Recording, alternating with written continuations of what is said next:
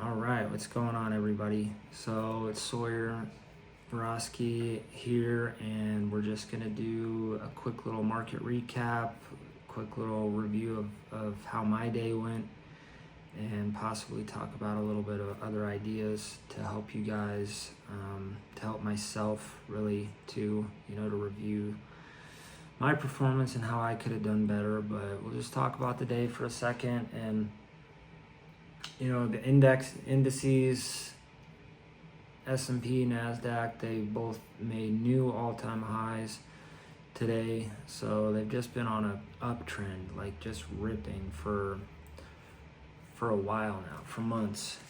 We could take a look at the chart real quick. So you can see if we zoom in, these bars, boom, they're just pushing up. So this NASDAQ, it must have made a new high basically just by a couple ticks there. So what, 23425. Yesterday's high was 23416. This high was 23425. Okay, so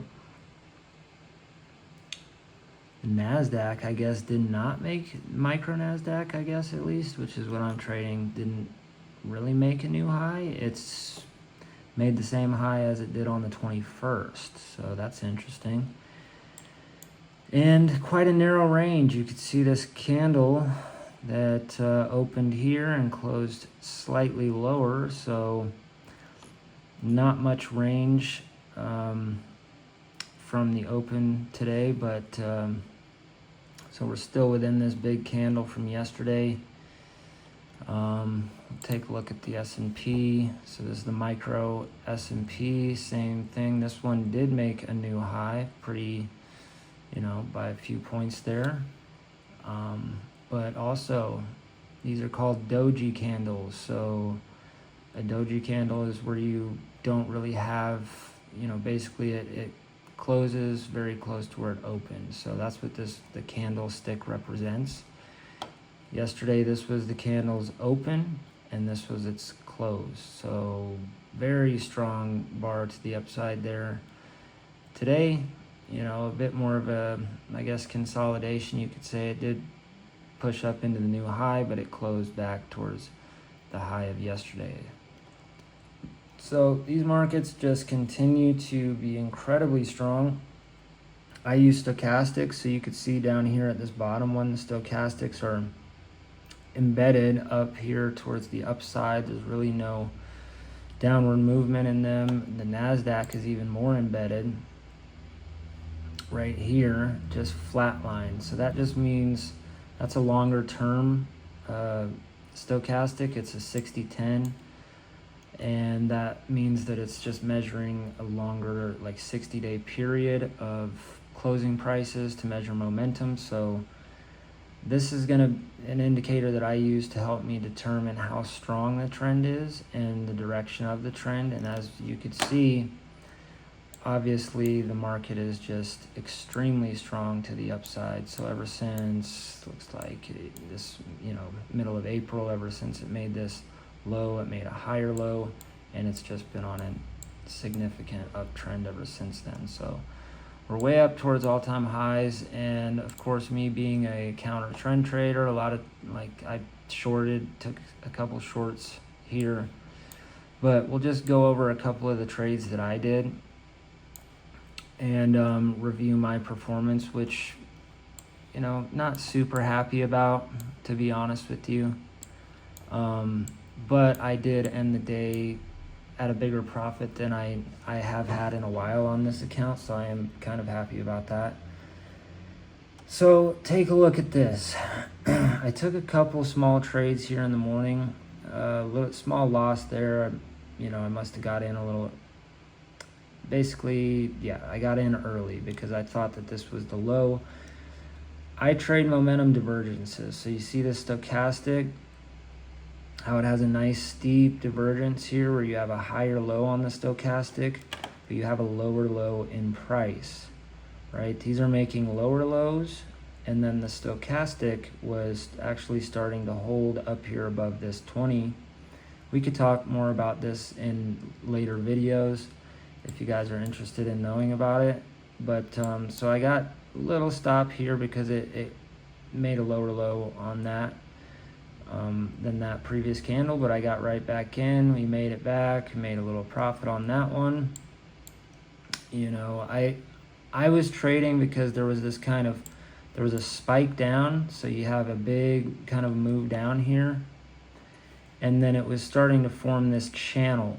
So the reason I got out there is because, you know, it was doing this channel thing, right? So I was just targeting the other side of the channel line, and a lot of times when you do have these divergences, you will get a breakout, but it doesn't mean that it's going to continue. Like, as you could see, it did break out of that channel and then came ripping back down. That's why it's so important with futures to, you know, depending on your strategy, you just can't think that you caught the top or the bottom for the day and that you're just going to trend for the rest of the day. Like, sometimes these moves happen very quickly, and you have to have a strategy that, you know, allows you to capitalize more times than not, and not give back those profits. Because if I would have stayed in this trade, right, it would have came all the way back down, stopped me out for a loss, and that wouldn't really be too good. So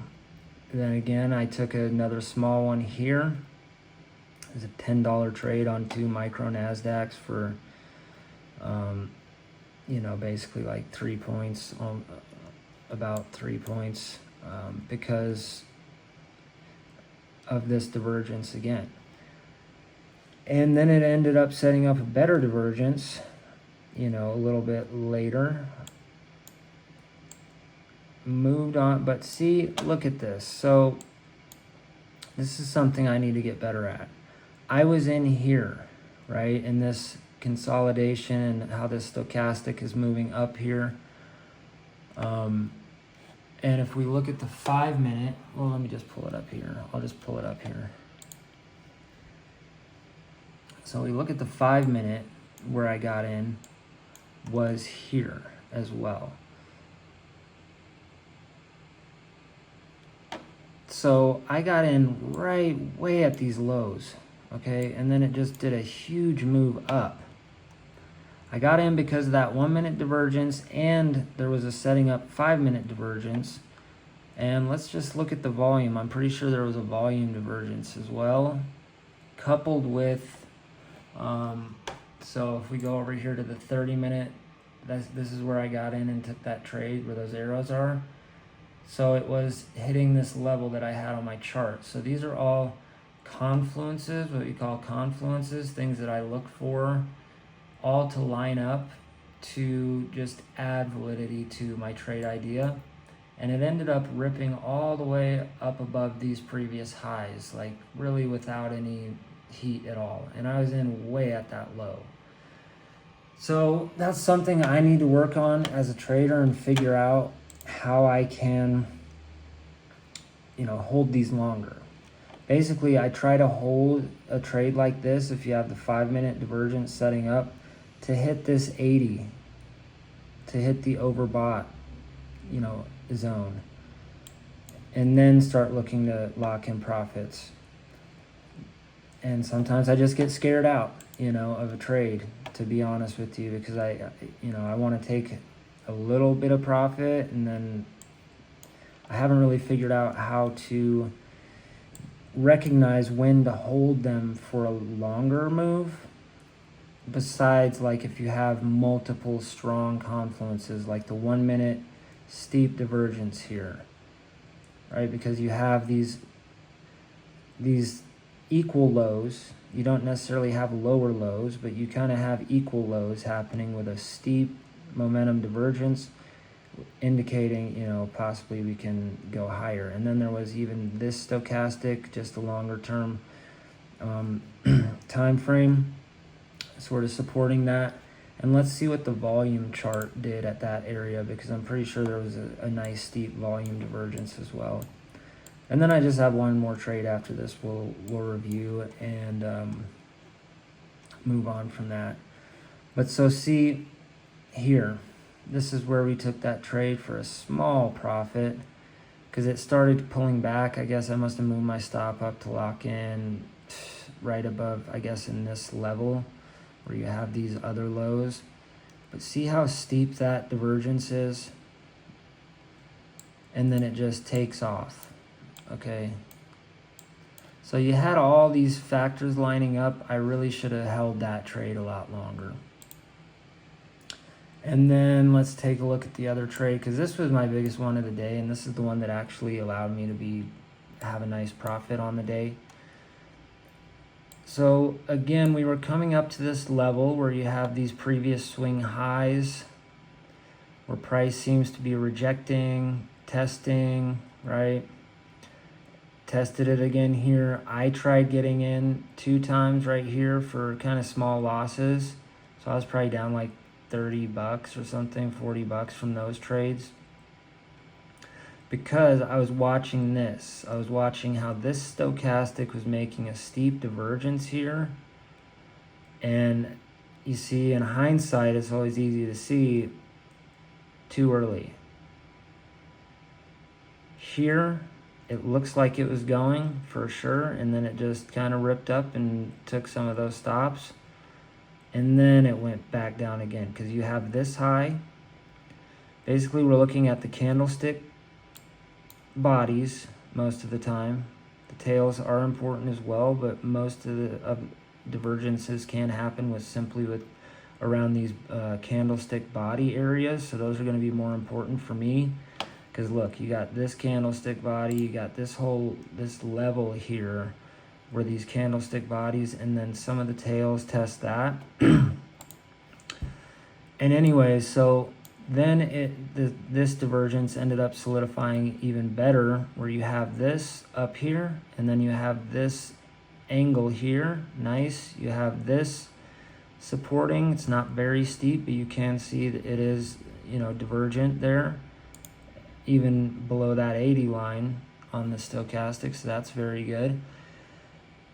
Coupled with, there was actually a 5-minute divergence here as well.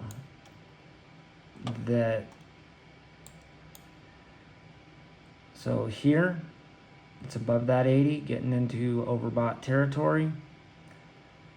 And then it hits that level again on lower momentum. The stochastics start turning down.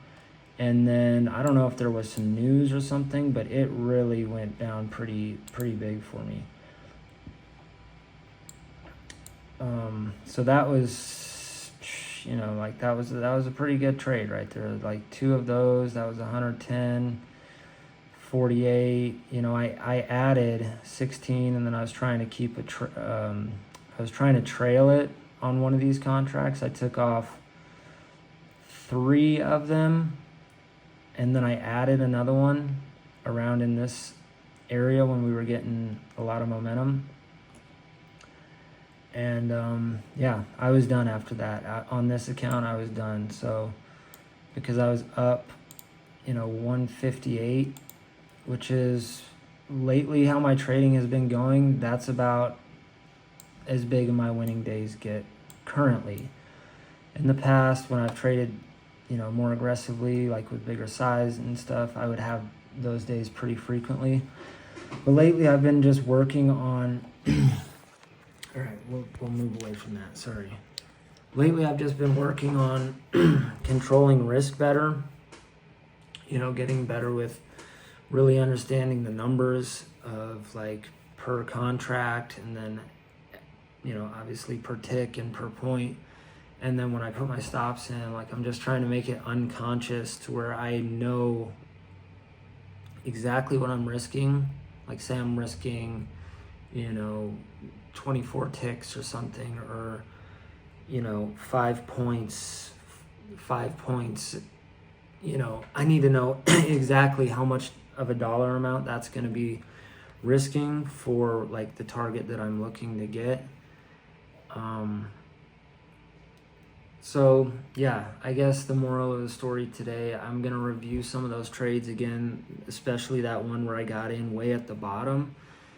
And, possibly write out some rules of like when I have the 1 minute divergence coupled with a 5 minute divergence coupled with a volume divergence coupled with possibly like a 30 minute or a 4 hour time, like higher time frame confluence, like hitting a moving average or hitting a significant level on one of those charts, then I need to have a strategy in place to allow that trade to make a bigger move, instead of if it's just the confluence is lining up on like a 1 minute chart with a volume divergence around like a 1 minute moving average or trend line or something. That would be more of a scalp, a quick trade where I would take those small profits. But when I have those higher time frames lining up with multiple factors, like you're hitting a level, a moving average on a higher time frame, coupled with divergences or stochastic rotations, and we could go over all this stuff. I know sometimes it sounds like a different language, especially if you're new. If you're more experienced doing this, you know what I'm talking about. But I'd be happy to make videos in the future, just kind of, educational videos. It would be helpful for me as well, to explain what stochastics are, what, momentum oscillators, levels, how to identify them, trend lines, what moving averages, the volume profile, all the things I look at, and basically anything that, it's just always good to know all these things, no matter what your style is. It's good to investigate different indicators and trade ideas, because you never know what piece you can take and apply to your own trading. And that's how we build our own style, really, is through investigation of other people's processes that have proven effective. You can try to imitate them, word for word. That might work for you, but usually what ends up happening is you imitate them, and based upon your own personality, based upon your own experience, your own analysis, and so forth, you start to kind of modify it slightly to adapt to your particular style. But it is good to, in the beginning, find somebody and some type of strategy. It could be very simple. Work on executing it, exactly how they tell you, and that's a great way to start. And a lot of times that's how you just develop your own style, is you do that, and you might find, well, I don't like this about this particular style or trade idea, or it leads you to a different type of trade idea, or you use that strategy, but you also kind of add your own little indicator or confluence to it. And confluence, again, is just kind of like supporting factors. So when you have a trade, the more supporting factors working in your favor, the better. So like today on some of these trades, when those ones lined up, the 5 minute, the 1 minute, the volume at the bottom, kind of at a lower point throughout the trading day, it was in a high, like strong uptrend, right? The markets were in an uptrend. Even today, a good uptrend on the 30-minute chart. Then that is also a confluence that I'm actually taking a trade with the trend, which was helpful. It seems like the past for a little while, I've just been getting like very small trades, because the markets have been so trendy, and they could be very whippy depending on if Donald Trump is speaking or if Jerome Powell is speaking or whatever the case. So I've been like in and out. So maybe these market conditions will change soon, and I'll be able to get some of those bigger trades. But I think that's enough for today. We'll leave it at that. Thank you for listening. I hope to talk with you soon and give me some ideas if there's things you guys want to hear more about. Otherwise, I'll just keep making these market recaps, and eventually I'll make some videos specifically more geared towards perhaps education on some of the stuff that I'm talking about. So yeah, hope you have a good day. Hope you guys had a good trading day, and I'll talk to you soon.